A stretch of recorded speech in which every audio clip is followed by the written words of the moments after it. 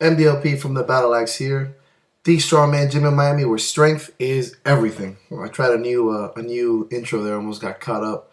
Um, Answering, I guess not really a question. I've been some of my online clients and a few people I know actually got a little banged up. Been getting banged up. We're all pretty much injured. Anybody in a kind of performance sport is getting banged up. So they've been asking me how to deal with injuries or just kind of venting on just life in general when you're injured.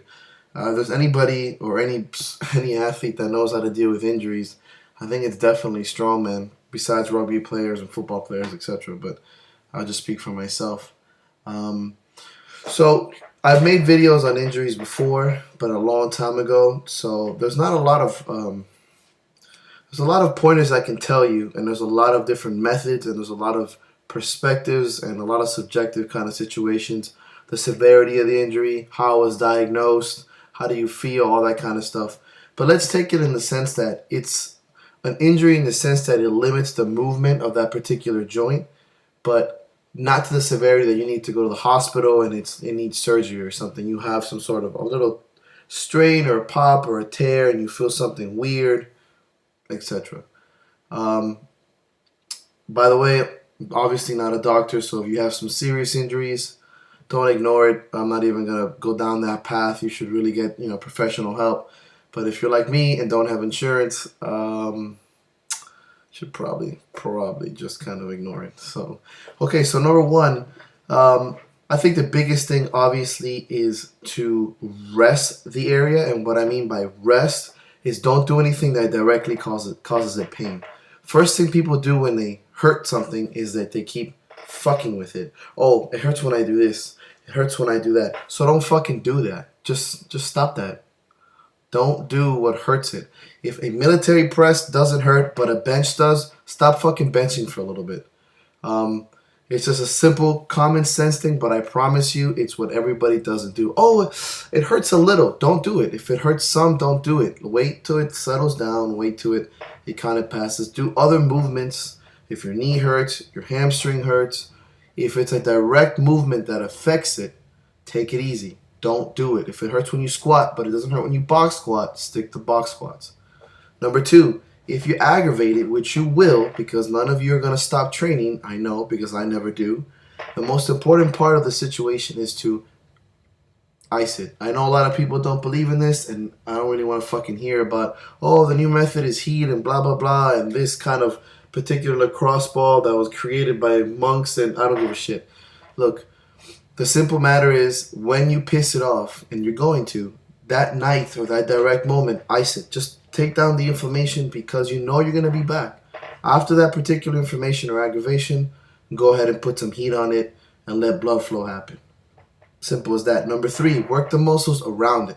A lot of times these injuries happen because you've probably neglected something around it. So that being said, if you have a shoulder, probably your upper back, your rear delts, those kind of areas are probably pretty weak. If not, you have been ignoring it, which I know I have when I hurt my back. I was ignoring the reverse hyper, and I was ignoring doing ab workouts, and there you go. I've compressed my back on the log press.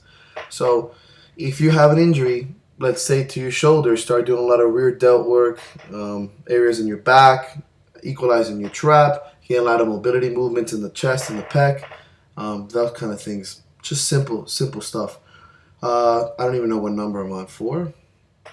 Anyways, 4.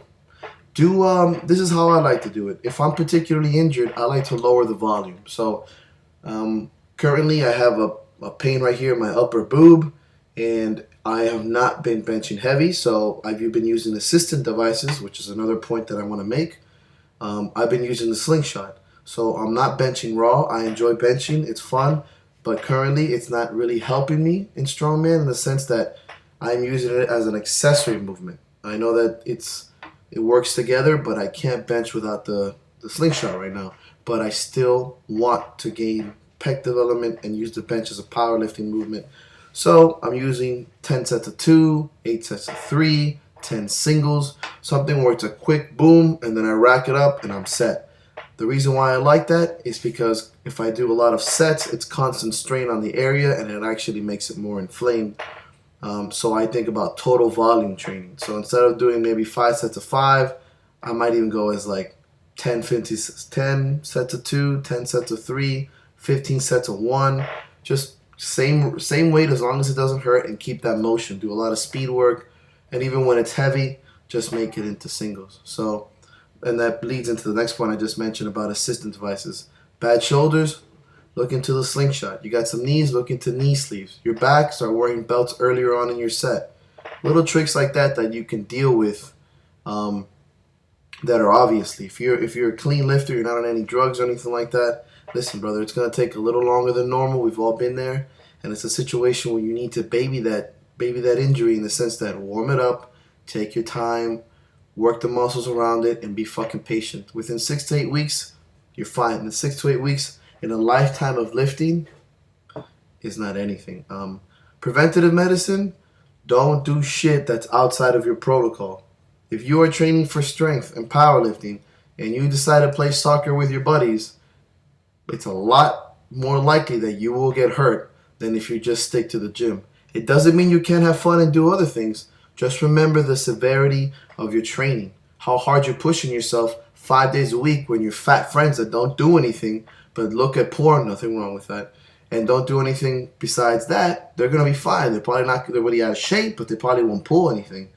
Now, you're probably going to need to warm up more. It's going to be kind of silly that you're going to be running 10-meter sprints and doing jumping jacks and doing squats and lunges before a friendly game of soccer, but you're a person that's being pushed athletically other times. So there's a lot of other opinions, and I can make a million videos about dealing with injuries, but those are some of the things that I like to do, and still keep me in the gym, get creative, and just have fun with it. So from a lot of injuries come a lot of lessons. So look on to the positive side. Hope this helps, man, and cheers.